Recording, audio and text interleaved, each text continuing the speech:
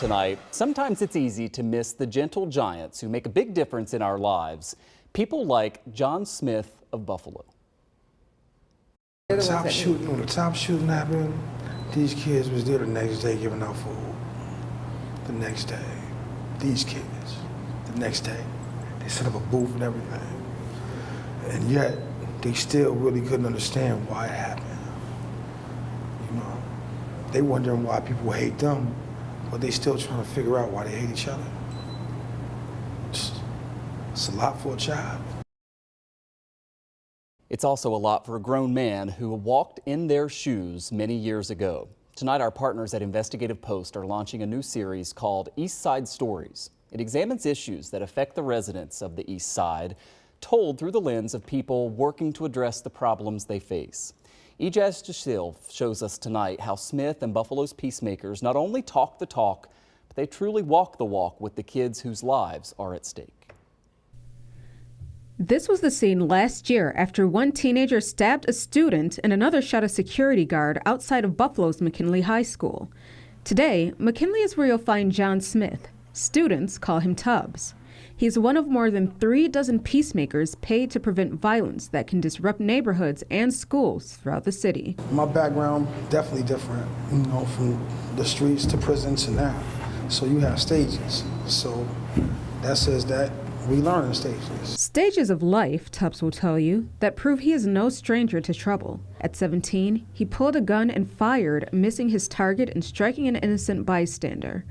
That mistake cost Tubbs almost 3 decades of his life when he was sent to prison. Good.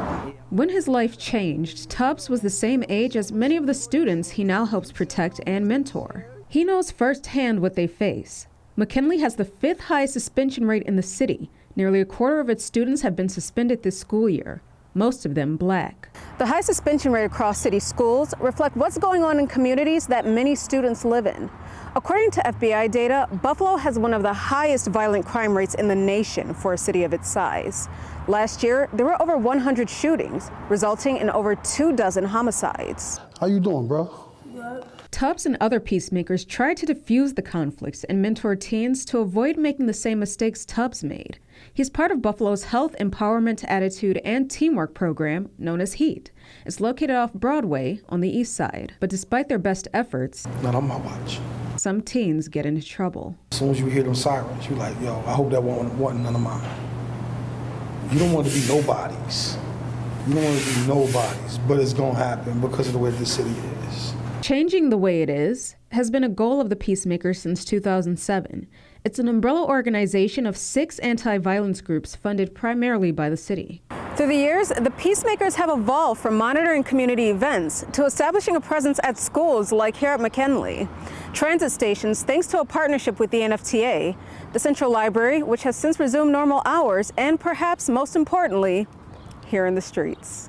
Tubbs helps a lot. He helps me a lot with making me smile. Even if it's a bad day, I can have something to smile about. It's important to have these programs because a lot of kids, they getting killed and, you know, end up in a bad place.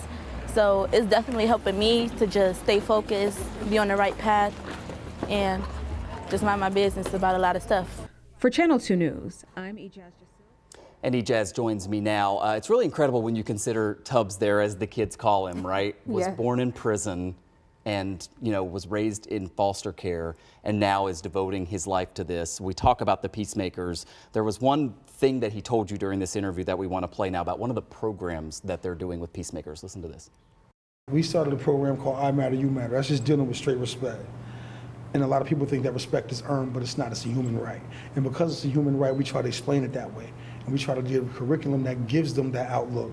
Doesn't matter what hood you're from, no matter what color you are, the person that gets respect from the jump.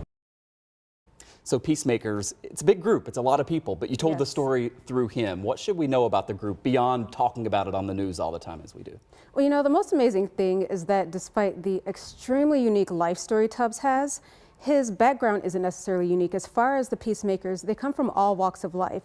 And the fact that a lot of them are on the other side of the issues that they now help remedy It helps them connect with the people that they're trying to help solve issues through in the communities that they're addressing, because many of them come from those communities, and that's what makes it an effective organization. It's not outsiders, it's very much people who understand what especially the teens and kids are going through and are helping prevent the issues that. Yeah, that perspective is invaluable for something like this. Yeah. Quickly, we mentioned there, this is the beginning of a series, East Side Stories. What should we know about what's coming in the coming months?